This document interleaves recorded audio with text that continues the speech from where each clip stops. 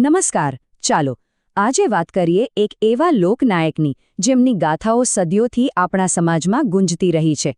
એક એવું નામ જે શૌર્ય અને ન્યાયનો પર્યાય બની ગયું છે. જી હા, આપણે વાત કરી રહ્યા છીએ વીર માંધાતા વિશે, જેઓ કોળી સમાજના રક્ષક તરીકે પૂજાય છે. પણ એ પહેલાં એક સવાલ મનમાં આવે છે કે કોઈ લોકનાયક ખરેખર અમર કેવી રીતે બને છે? શું છે એ કારણ કે એમની વાતો પેઢી દર પેઢી સદીઓ સુધી જીવંત રહે છે? ચાલો આ સવાલનો જવાબ આપણે વીર માંધાતાની આ ગાથામાં જ શોધવાનો પ્રયત્ન કરીએ. તો બસ ચાલો શરૂ કરીએ આપણી સફર. સૌથી પહેલાં એ સમજીએ કે વીર માંધાતા કોણ હતા અને શા માટે આજે પણ આટલા વર્ષો પછી પણ એમનું નામ આટલા આદરથી લેવાય છે. તો વીર માંધાતા એ કોળી સમાજના એક પરંપરાગત નાયક, એક મહાન યોદ્ધા અને સાચા અર્થમાં લોકનેતા હતા. લોકો એમને માત્ર રાજા કે સરદાર તરીકે નહીં, પણ પોતાના રક્ષક અને ન્યાયના જીવતા જાગતા પ્રતીક તરીકે જોતા હતા. સાચું કહું તો એ માત્ર એક યોદ્ધા નહોતા, પણ એમના સમાજ માટે આશાનું એક કિરણ હતા. જો એમની વાત કરીએ તો 3 બાબતો તરત જ સામે આવે છે. એમની લડવાની અદ્ભુત કળા, ગમે તેવી પરિસ્થિતિમાં પણ અડગ રહેવાની હિંમત અને ન્યાય માટેની એમની અતૂટ પ્રતિબદ્ધતા. આ 3 ગુણો જ એમના વ્યક્તિત્વનો અને એમની આખી ગાથાનો પાયો છે. હવે સવાલ એ છે કે એમની આ બધી વાતો, આ ગાથાઓ આવી ક્યાંથી? અને મજાની વાત એ છે કે એમની કહાણીઓ કોઈ જૂના પુસ્તકો કે ગ્રંથોમાં નથી લખાયેલી, પણ એ તો લોકોના દિલમાં અને એમની વાતોમાં જીવંત છે. એમની વાર્તાઓ એક સમૃદ્ધ મૌખિક પરંપરાનો ભાગ છે, એટલે કે પેઢી દર પેઢીએ દાદા દાદી પાસેથી એમના દીકરા દીકરીઓને અને એમ કરતાં કરતાં આજ સુધી પહોંચી છે. આજ તો બતાવે છે કે લોકોના હૃદયમાં એમનું સ્થાન કેટલું ઊંડું અને પાકું હતું. ભલે કોઈ લેખિત ઇતિહાસ ના હોય, પણ લોકોની યાદશક્તિથી મોટો કોઈ પુરાવો નથી હોતો.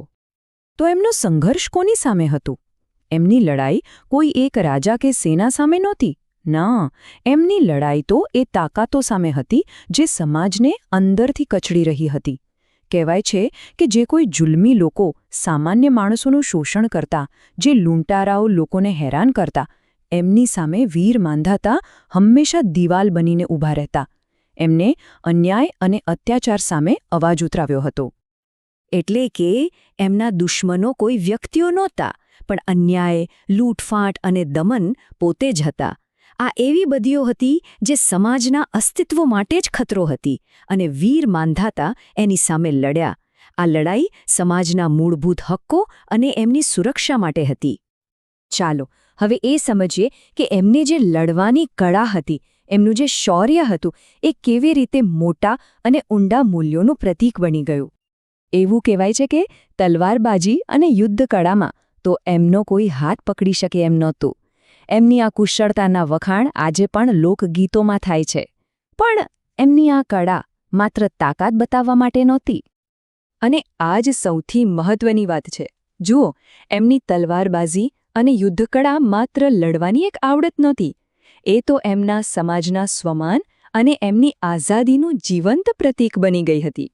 એમની લડાઈ કોઈ જમીનના ટુકડા માટે નહોતી, પણ સમાજની ગરિમા અને એમના હક માટે હતી.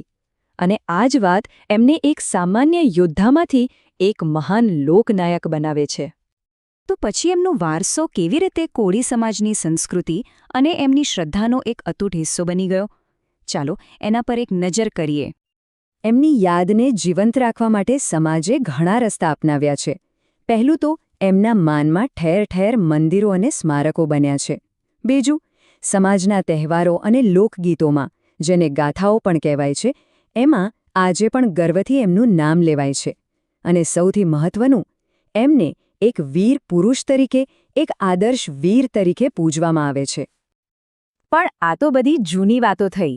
સવાલ એ છે કે સદીઓ જૂની આ ગાથા આજના જમાનામાં પણ કેમ આટલી મહત્વની છે? અને સાચું કહું તો આજે પણ વીર માંધાતા કોળી સમાજ માટે એક ખૂબ જ શક્તિશાળી પ્રેરણાસ્ત્રોત છે. એમનો પ્રભાવ કંઈ ભૂતકાળમાં અટવાઈ નથી ગયો, પણ એ તો એક જીવંત વારસો છે, જે આજે પણ સમાજને સાચી દિશા બતાવે છે. એમની કહાણીઓનો ઉપયોગ આજે સમાજના યુવાનોમાં શૌર્ય, એકતા અને ન્યાય માટે લડવાની ભાવના જેવા મૂલ્યોનું સિંચન કરવા માટે થાય છે. આ એ જ મૂલ્યો છે જેના માટે વીર માંધાતા પોતાનું આખું જીવન લડ્યા, અને આ રીતે એમનો વારસો આવનારી પેઢીને પણ મજબૂત બનાવી રહ્યો છે. અને આ જ વાત આપણને આપણા પહેલા સવાલ પર પાછા લઈ જાય છે. એક લોકનાયક અમર ત્યારે બને છે જ્યારે એના મૂલ્યો સમય કરતાં પણ મોટા બની જાય અને સમાજની દરેક પેઢી માટે જરૂરી બની રહે. તો આ વિચાર સાથે હું એક છેલ્લો સવાલ છોડી જાઉં છું. આજના સમયમાં આપણા સમાજને પ્રેરણા માટે કેવા નાયકો અને કેવા ગુણોની જરૂર છે? વિચારવા જેવી વાત છે, ખરું ને?